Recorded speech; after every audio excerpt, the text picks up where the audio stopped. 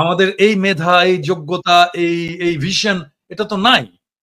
সেই জন্যই যত কম ছোট করা যায় উনার শাসনকালটাকে এবং যত তাড়াতাড়ি উনাকে ডিসক্রেডিট করে বের করে দেওয়া যায় এই চেষ্টা হয়েছে। এবং এটা সম্ভব হবে না এই কারণেই যে বাংলাদেশের মানুষ প্রফেসর ইউনূসের পাশে দাঁড়িয়ে গেছে। হ্যাঁ, একটা বিশাল প্রাচীর হয়ে উনার পাশে দাঁড়িয়ে গেছে। এবং উনি বিপ্লবের কেউ ছিলেন না কিন্তু। উনি বিপ্লবে পার্টিসিপেট করেননি। হ্যাঁ? উনি এমনকি বিপ্লবের সময় দেশেও ছিলেন না। কিন্তু উনিই বিপ্লবের আইকন হয়ে উঠছে। এটা একটা অসাধারণ বিষয়। হ্যাঁ? আমি এটাকে তুলনা করতে চাই এম এম খোমেনির সাথে। খোমেনিও প্যারিসে ছিলেন ওই সময় এবং প্যারিস থেকে দেশে ফিরে গেলেন। হ্যাঁ? তো সেই প্রত্যাবর্তনের পর খোমেনি যেই ফিগার হয়ে উঠেছিলেন ইরানে, প্রফেসর ইউনূস ঠিক একই লেভেলের ফিগার হয়ে উঠেছেন এবং আমি আশা করি যে ২ টা জিনিস ইয়ে আছে। সেটা হচ্ছে যে এম ১ যেখানে আমি মনে করি যে যেখানে আনকম্প্রোমাইজিং প্রফেসর ইউনূস সেটা হচ্ছে শেখ হাসিনা এবং আওয়ামী লীগের বিচার। এবং ২ নাম্বার হচ্ছে যে ভারতের সাথে ভারতের সামনে মাথা উঁচু করে দাঁড়ানো। এবং এই জিনিসটা আমরা চাই যে এটা প্রফেসর ইউনূস যেটা করেছেন, মিটিং এ যা বলেছেন আমরা তো দেখেছি। মোদির সাথে মিটিং এ কি বলেছেন, হ্যাঁ? এবং এই জিনিসটা অব্যাহত থাকলে বাংলাদেশের মানুষ ওনাকে আর কখনোই ছাড়তে চাইবে না। জি দাদা, আমি আরো বিস্তারিতভাবে ধরেন চীন সফর, ভারতের সাথে নরেন্দ্র মোদীর সাথে যে বৈঠক বা সাম্প্রতিক সময় যে আমেরিকার সাথে যে ট্রেডের যে শুল্কের যে বিষয়টা নিয়ে একটু আসবো আমি। তার আগে একটু ইলিয়াসের কাছে যেতে চাই। ইলিয়াস, আপনি কিভাবে দেখছেন ডক্টর ইউনূসময় সাধারণ মানুষের মন এবং সবাই চাচ্ছেন যে ডক্টর মোহাম্মদ ইউনূস আরো কন্টিনিউ করুক, আবার সকল দলের একটা চাপ হচ্ছে যে নির্বাচনটা যেন যথাসময়ে হয়। তো সব মিলিয়ে আপনার পর্যবেক্ষণ ইউনূসের, মানে ব্যক্তিগত ইউনূস, আমি কিন্তু পুরো ডক্টর ইউনূস সাহেবের মন্ত্রী পরিষদের কথা বলছি না, উপদেষ্টা পরিষদ না, শুধু ডক্টর ইউনূসের যে ক্যারিশমা আমরা সেটাকে হাইলাইট করতে চাচ্ছি। হাইলাইট মানে কি সেটা নিয়ে আমরা আলোচনা করতে চাচ্ছি, এটা অলরেডি হাইলাইটেড, আপনার কাছ থেকে শুনি। জি, বিষয় হচ্ছে যে আমরা একটা বিষয় মনে পরিষ্কার করা দরকার। ধরেন সারা দেশে এখন একটা পরিস্থিতি তৈরি হয়েছে যে ডক্টর ইউনূস আর বিএনপিকে মনে হচ্ছে মুখোমুখি দাঁড় করানো হয়েছে। এই জায়গাটা মনে হয় আমাদের পরিষ্কার করা উচিত। আমরা আলাদাভাবেও যখন কথা বলি আমরা জানি যে এই দেশে মানে একটা আনইলেক্টেড গভর্নমেন্ট বেশি দিন থাকতে পারে না, এটা থাকা সম্ভবও না। আলটিমেটলি একটা নির্বাচিত সরকারকেই ক্ষমতায় আসতে হবে, তাদেরকেই দেশ চালাতে হবে এবং যে কথাটা ডক্টর মোহাম্মদ ইউনূসও বলেন। কিন্তু পরিস্থিতিটা এখনকার যে অবস্থা, ধরেন আমাদের স্বাভাবিক নির্বাচন হয় নাই, স্বাভাবিকভাবে দেশ চলে নাই, এখনো পর্যন্ত যদি আওয়ামী লীগের বিভিন্ন ফেসবুক তাদের যেই প্রোপাগান্ডা সেলগুলো আছে এবং ইন্ডিয়া তো সরাসরি তাদের হয়েই কাজ করছে, তাদের মূল টার্গেট হচ্ছে বাংলাদেশে ধরেন একটা জায়গায় যদি একটা ছোট মানে কোন একটা জনসমাবেশ হয়, সেখানে অন্তত 50% মানুষের মাথায় টুপি থাকবে। এটা আমাদের দেশের মানুষ যেহেতু মুসলমান, তারা মাথায় টুপি পরে, এটা আমাদের মানে একটা মানে ওই দেশের কালচার। এটা যে ধর্মীয় পোশাক তাই না, আমাদের কালচারে আমাদের সংস্কৃতিতে পরিণত হয়েছে। এটাকেও তারা নিয়ে তারপরে ফেসবুকে পোস্ট করছে, করে তারপরে দেখাচ্ছে যে আমি জানি না, এখানে হতে পারে কেউ মানে কালো পতাকার ভেতরে লা ইলাহা ইল্লাল্লাহ মুহাম্মাদুর রাসূলুল্লাহ লেখা তো আর নিষেধ না, বাট এটা যেহেতু একটা জঙ্গি সংগঠন, এটা কাদের তৈরি কি সে আলোচনায় আর যাচ্ছি না, একটা জঙ্গি সংগঠনের নাম দেওয়া হয়েছে, আমরা সেটা থেকে মানে বিরত থাকাই মনে হয় ভালো। তারপরেও যদি নাকি তারা কেউ করে থাকে কিংবা কোনো এজেন্সি যদি নাকি এটাকে উদ্দেশ্য প্রণোদিতভাবে করে থাকে, সেটা করে থাকতে পারে। কিন্তু আমাদের উদ্দেশ্য কি, আমরা কি আসলে আফগানিস্তান হইতে চাই? আমরা কি পাকিস্তান হইতে চাই? আমরা কি আইএসআই হইতে চাই না? আমরা তো কোনো জঙ্গি সংগঠনের সাথে না, আমরা চরমপন্থী না, কখনোই না। অথচ এইটাকে তারা পুঁজি করে সেই ছবিগুলোকে নিয়ে বিভিন্ন জায়গায় দেখানোর চেষ্টা করছে যে বাংলাদেশ হচ্ছে ইসলামী চরমপন্থীদের দখলে চলে যাচ্ছে। এটা যদি আপনি কয়েকটা সিকোয়েন্সে যদি ভাগ করেন, দেখেন ঈদের আগের দিন প্রথম আলোর একটা নিউজ ছিল, আপনাদের কারো চোখে পড়েছে কিনা জানি না, আমিও দেখিনি, আমাকে একজন পাঠিয়েছে, একজন সাংবাদিকই পাঠিয়েছেন। তিনি দেখলাম যে সেখানে আজ চাঁদ দেখা গেলে কাল ঈদ, এটা হচ্ছে ইয়েটা আমি কনক ভাইকে এটা পাঠাতে চেয়েছিলাম। তো সেইখানে একটা ব্যানার আছে, ব্যানারের পেছনে অনেকগুলো মানুষ, সেই মানুষগুলোর সাথে আপনার একটা কুকুরকে দিয়ে দেওয়া হয়েছে। আচ্ছা, আপনি আমাকে বলেন যে প্রথম আলোর ঈদের দিনের ইয়ের সাথে এই যে এই এই এই উল্টা হয়ে গেছে, উল্টা হয়ে গেছে।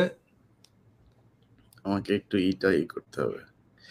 আচ্ছা, তো এখন ধরেন, আচ্ছা এই হচ্ছে ইয়েটা, দেখেন এই যে কোন একটা কুকুর ঈদ মোবারকের নিচে, কুকুর না গরু? ঠাকুর, হ্যাঁ কুকুর। আচ্ছা, গরুর তো শিং থাকবে, কুকুর একটা। আচ্ছা, তো এটা এখানে দেওয়া হয়েছে। আচ্ছা, এরপরে তারা আরেকটা নিউজ করেছে, এই ঠিক ঈদের আগে দিয়েই নিউজ করেছে যে ওই কাপাসিয়াতে এক মুসল্লিরা, তাদের শিরোনামটা হচ্ছে নাটক বন্ধ করে দিল মুসল্লিরা। আচ্ছা, মুসল্লি মানে কি? বাংলাদেশে যারা নামাজ পড়ে তারা সবাই মুসল্লি, মানে মসজিদে নামাজ পড়তে গিয়েছে তারাই, তাদেরকে মুসল্লি বলা হয়। তার মানে মুসল্লি ইনডিরেক্টলি সে এটাই বোঝাচ্ছে যে মুসলমানরা হচ্ছে গিয়ে নাটক বন্ধ করে দিল। বাংলাদেশের মানুষ, আরে ভাই এই দেশ এরকম এক জায়গায় গিয়ে পৌঁছেছে পর্ন জোর করে সরকারিভাবে বন্ধ করতে হয়। তো পর্ন সাইট আপনি বন্ধ করার জন্য সরকারিভাবে সেই দেশে আপনি বলছেন যে এই দেশে নাটক চলতে দেয় না? সারাদিন নাটক সিনেমা দিয়ে ভরপুর, নাটক নাকি চলতে দেয় না, নাটক বন্ধ করে দিয়েছে। প্রথম আলো এই নিউজ করেছে। আচ্ছা, নিউজ করার আগে আর পরে যেই দেশের প্রাইম মিনিস্টার পর্যন্ত নাটক করে, হ্যাঁ, এবং এত বেশি নাটক করে যে আমাদেরকে বলতে হয় নাটক কম করো প্রিয়, সেই দেশের নাটক চলে না। এখন এই বিষয়গুলো যদি সবই করেন, এখন মানুষ তো রিয়েক্ট করে নাই। যেটা 2007 সালে প্রথম আলো করেছিল, সেই এক কার্টুন দিয়ে তারপরে মুসলমানদেরকে ঝাঁপায় তারপরে রাস্তায় নামালো, নামানোর পরে তারপরে এই যে 15 বছর সেই প্রথম আলোর কার্টুনের চললো বাংলাদেশ। সারা পৃথিবী জানলো যে এই দেশ মুসলমানদের ইয়েতে চলে যাচ্ছে, চরমপন্থীরা দখলে নিচ্ছে। ঈদের আগেও আপনি যদি চ্যানেলের জিল্লুর যে বক্তব্য, জিল্লুর হঠাৎ করে বলে বসলো যে এই দেশে নাকি বিশাল চরমপন্থী। জিল্লুর, তোমার সেই জঙ্গি হামলা কই? ঈদের পরে না বলে জঙ্গি কোথায় কোথায় জঙ্গি হামলা হবে জিল্লুর সেটাও বলে দিল। তো জিল্লুর যে কাদের লোক, এই চিপ রেটের বিদেশি এজেন্সিদের এজেন্ট, এদের থেকে সাবধানে থাকতে হবে আমাদের। কিন্তু কথা হচ্ছে জিল্লুর আসলে কাদের পারপাস সার্ভ করে? মানে জিল্লুর তো আগে আমেরিকান পয়সায় চলতো, এখন তো আমেরিকান পয়সা বন্ধ নাই। এখন জিল্লুরের পয়সাটা কোত্থেকে আসছে এটা একটু আমাদের জানা দরকার। তো জিল্লুরকেও বলতে হবে। হ্যাঁ, এখন পাশের থেকে, এখন সেটা তো মানুষদের জানা দরকার। হ্যাঁ, যে আসলে তো আমেরিকান ফান্ডিং বন্ধ, তো সবার বন্ধ, যারা পাইতো এনইডি ফেনিডি ইত্যাদি ইত্যাদি সবকিছু ট্রাম্প দিছে একেবারে বন্ধ করে। এখন জিল্লুরের পয়সা কোত্থেকে আসে এটা জিল্লুরকে বলতে হবে।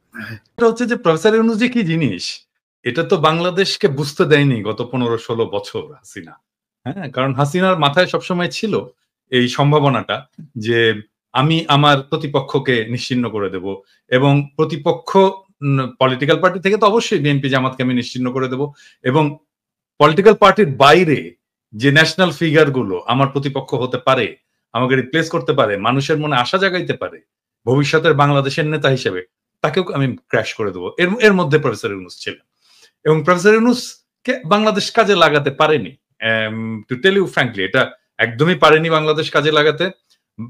তাকে অন্য দেশ কাজে লাগাইছে, পৃথিবীর সব দেশ তাকে কাজে লাগাইছে, পৃথিবীর সব দেশে তার মেধা দক্ষতা এটা কাজে লাগছে, পৃথিবীর সব দেশে সে সেলিব্রেটেড।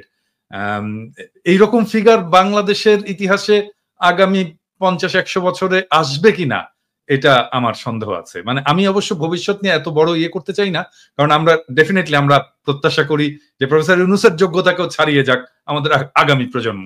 কিন্তু আমরা তো ধরেন জিয়াউর রহমানের পরে এত বড় কারিশম্যাটিক লিডার আমরা বাংলাদেশে পাইনি, আর নট ইভেন শেখ মুজিবও এই লেভেলের কারিশম্যাটিক লিডার ছিল। তো এই জায়গাটা এসে উনি কাজ করার সুযোগ পাইছেন অনেক বেশি বয়সে। আমাদের সবার মনেই একটা আশঙ্কা ছিল যে এই বয়সে উনি কেমন সময় দিতে পারবেন, কেমন পারফর্ম করবেন, ওনার সেই উদ্যমটা আছে কিনা। কিন্তু এটাকেও উনি পিছনে ফেলে দিয়েছেন।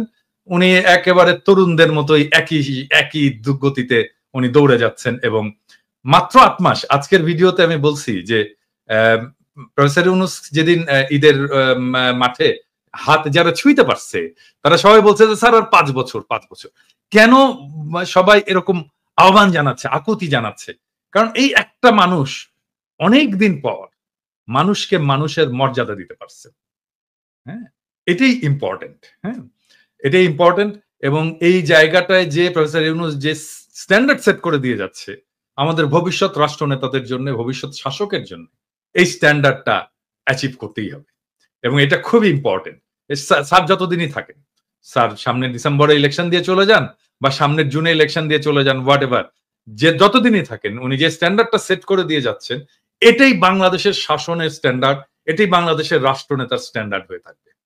এবং এখানেই এই পুরনো রাজনীতিবিদদের আতঙ্ক, ভয়, যে আমরা তো আসলে পারবো না এটা করতে।